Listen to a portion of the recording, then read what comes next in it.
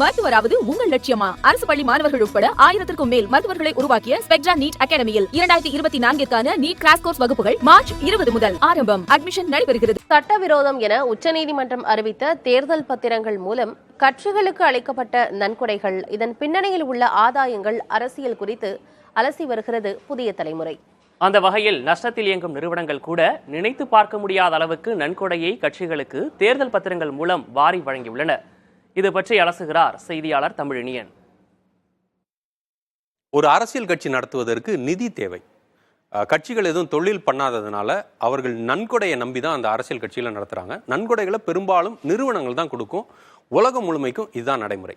நமது நாட்டில் இந்த நிதி பங்களிப்பை கட்டுப்படுத்தக்கூடிய சட்டம் என்னதுன்னா நிறுவனங்களுக்கான சட்டம், கம்பெனிஸ் ஆக்ட். 2013ஆம் ஆண்டு இந்த சட்டம் நிறைவேற்றப்பட்டிருக்கின்றது. இந்த சட்டத்தின் மூலமாக ஒரு உச்சவரம்பை அவங்க வைக்கிறாங்க. ஒரு நிறுவனம் லாபத்தில் 7.5% மட்டும்தான் நிதி பங்களிப்பு கொடுக்க முடியும் அரசியல் கட்சிகளுக்கு அப்படின்ற ஒரு உச்சவரம்பை வைக்கிறாங்க. அதாவது 100 கோடி ரூபா சம்பாதிக்கிற நிறுவனம் 7.5 கோடி மட்டும்தான் நிதி கொடுக்கலாம் அப்படின்றது இந்த சட்டமாக இருந்தது. ஆனால் 2017 ஒரு மாற்றத்தை கொண்டு வந்து இந்த உச்சவரம்பை நீக்கிறாங்க. எந்த நிறுவனம் எவ்வளோ வேணால் கொடுக்கலாம் அப்படின்னு சொல்லி அரசாங்கம் ஒரு மாற்றத்தை கொண்டு வருது.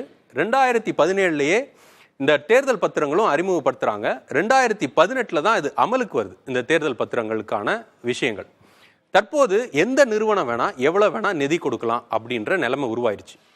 நமக்கு கிடைத்திருக்கக்கூடிய தகவலின் அடிப்படையில் சில நிறுவனங்கள் நட்டத்திலும் நன்கொடை கொடுத்துருக்குறாங்க. லாபத்திலே 7.5% தான் கொடுக்கலான்ற நிலைமை மாறி இப்போ பெருமளவு நட்டத்தில் இருக்க நிறுவனங்கள் கூட நன்கொடை கொடுக்குறாங்கன்னும் போது பல்வேறு கேள்விகள் எழுப்புது. அதை தான் பார்க்க போகிறோம். முதலாவதாக பாரதி ஏர்டெல் நிறுவனம் கிட்டத்தட்ட ஆண்டுக்கு சராசரியாக 9,716 கோடி ரூபா வந்து நஷ்டத்தில் இருந்துட்டு இருக்குது. ஆனால் அவர்கள் தேர்தல் நிதியாக கிட்டத்தட்ட 200 கோடி ரூபா கொடுத்துருக்காங்க. 197 கோடி ரூபா கொடுத்துருக்காங்க. ஏர்டெல் நிறுவனம் அதற்கு காரணமாக நாங்கள் வந்து கட்டமைப்புக்கு செலவு பண்ணோம், அதனால தான் நஷ்டம், மற்றபடி நிறுவனமாக நஷ்டத்தில் இல்லை அப்படின்ற காரணங்கள்லாம் முன்வைக்கிறாங்க. இருந்தால் கூட பெருமளவு நஷ்டத்தில் இருக்கக்கூடிய நிறுவனம் எப்படி நிதி கொடுத்தாங்க அப்படின்ற ஒரு கேள்வி ஒரு புறம் இருக்கு. அடுத்தது நம்ம பார்க்கக்கூடிய நிறுவனம் future gaming and hotel services, அதாவது லாட்ரி மார்டின் உடைய நிறுவனம் தான் இது. இந்த நிறுவனம் 4 வருஷத்துல லாபமா 215 கோடி தான் லாபம்னு சொல்லி வருமான வரித்துறைக்கு தாக்கல் செஞ்சிருக்கிறாங்க. ஆனால் இவர்கள் கொடுத்த நிதி 1368 கோடி ரூபா.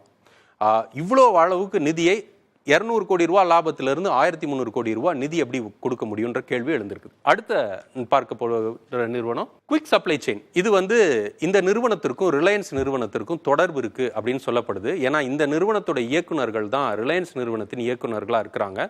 ரிலையன்ஸ் நிறுவனம் பகிரங்கமாக இதை மறுக்கலை. இது இந்த நிறுவனத்துக்கும் எங்களுக்கும் தொடர்பு இல்லைன்றதை மறுக்கலை. இந்த நிறுவனம் லாபம் வந்து 110 கோடி தான்.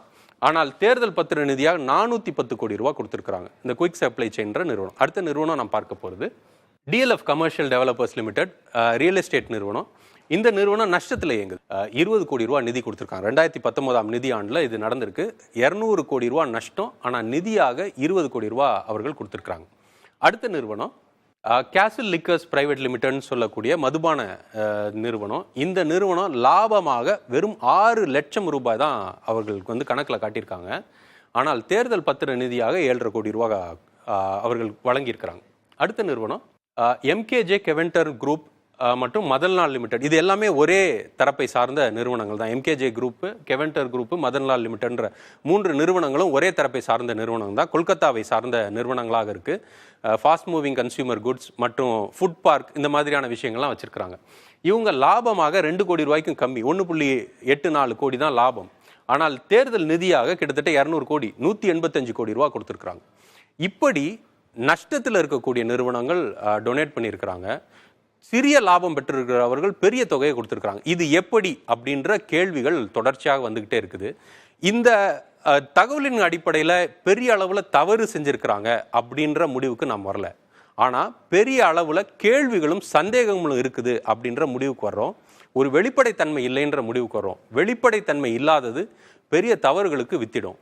இந்த மாதிரியான தவறுகள் வந்து ஒரு குரோனி கேபிட்டலிசத்தை நோக்கி இந்த நாட்டை நகர்த்தும். அதாவது குரோனி கேபிட்டலிசம்னா ஆதாயம் தேடும் முதலாளித்துவம், அரசியல்வாதிகளுக்கு ஆதாயம், சில முதலாளிகள் பல விஷயங்களை கட்டுப்படுத்தக்கூடிய நிலைமைக்கு வரும். அது நாட்டிற்கு சரிவையும் அழிவையும் ஏற்படுத்தும். இதையெல்லாம் தடுப்பதற்கு ஒரு வெளிப்படைத்தன்மையோடு இந்த நிறுவனங்களின் நிதி பங்களிப்பு இருக்கணும் அப்படின்றது தான் நமது எதிர்பார்ப்பாக இருக்கு. மருத்துவராவது உங்கள் லட்சியமா? அரசு பள்ளி மாணவர்கள் உட்பட 1000க்கும் மேல் மருத்துவர்களை உருவாக்கிய ஸ்பெக்ட்ரா நீட் அகாடமியில் 2024க்கான நீட் கிராஷ் கோர்ஸ் வகுப்புகள் மார்ச் 20 முதல் ஆரம்பம். அட்மிஷன் நடைபெறுகிறது.